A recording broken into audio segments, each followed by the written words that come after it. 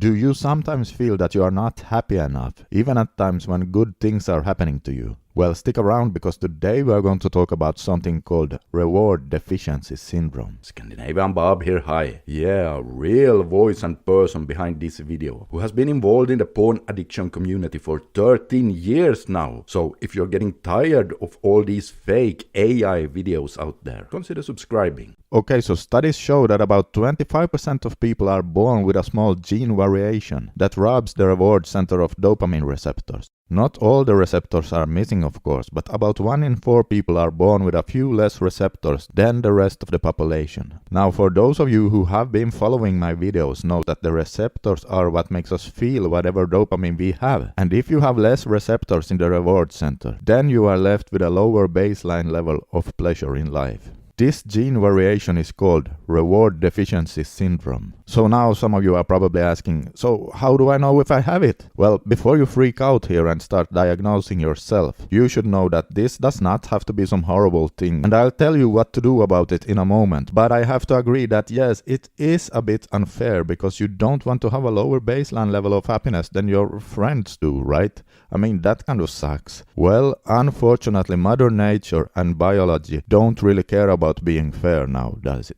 Now, 25% is a pretty big part of the population, and people with this gene variation have a harder time feeling feelings of excitement and joy. And it's not uncommon to hear people with this gene variation say things like, I don't know if I have ever really been in love with someone. I mean, I have liked people very much, but I'm not exactly sure how it feels to fall in love. Also, for people in this group, the normal course of life feels a bit more grey, and they often find that their friends are more excited than they are. This is also why people with this gene variation have a much higher risk of developing an addiction than other people. Simply because of the reward center is not receiving enough input, you are genetically predisposed to be constantly craving, relentlessly searching for some way to compensate for the deficit. Now, don't freak out if you think you belong in this group, because it does by no means guarantee you'll end up as an addict, but it is more likely.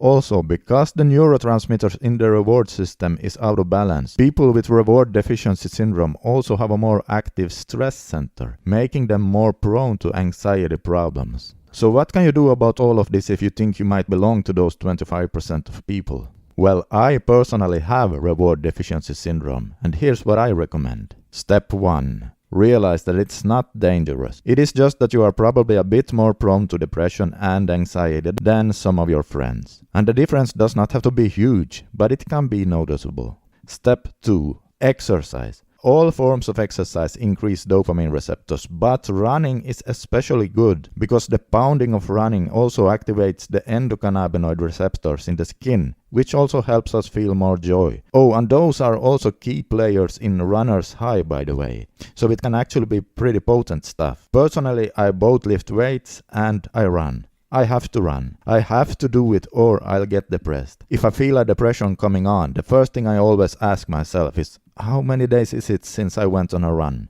If the answer is, oh, I haven't been on a run for over a week now, well, time to put the sneakers on. I feel best if I run 4 or 5 days in a week, but I only run for about 20 to 30 minutes. That's enough for me. Step 3. You always have to have some kind of goal you are working on. You see, because of the gene variation, thoughts like, what's the point, are more likely to start messing with you than with people who does not have this variation. And if you have a goal or a couple of goals you are working on, your subconscious mind will make sure you stay on track, and those negative thoughts are less likely to crop up. Just like with the exercise, here too I can say that I have to have goals in my life. I have to, because if I do not, I will start sinking into a depression. Step 4. Because of the reward deficiency syndrome, you have to be more careful with activities that can cause an addiction. If you feel a need to use artificial dopamine raising things like alcohol, fapping, gambling, and so on for recreation, just try to do so in moderation and be very careful not to get hooked. If you notice escalation and increased use, then take a break or stop doing it altogether.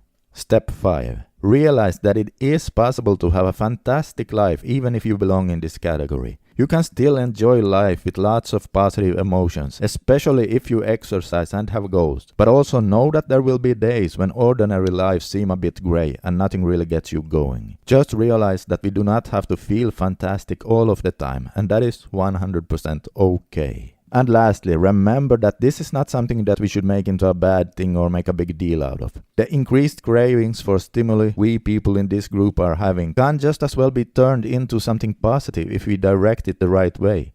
We can become maverick entrepreneurs, bold explorers, successful artists, and so on. Just make sure to choose constructive ways to getting your rewards, like for example achieving those goals, instead of choosing those destructive addictions. And speaking of dopamine and excitement for life, if you want to know if your dopamine system is currently working for you or against you, and how much corn has potentially affected you, you can take my free dopamine quiz right now by using the link under the video. Just click on that right now to get your own personal dopamine score. And okay guys, if you want to know why I personally decided to give up adult sites, I reveal it all in this video right here. This is Scandinavian Bob signing out for today. Consider giving me a like and subscribe, and I'll see you in the next one.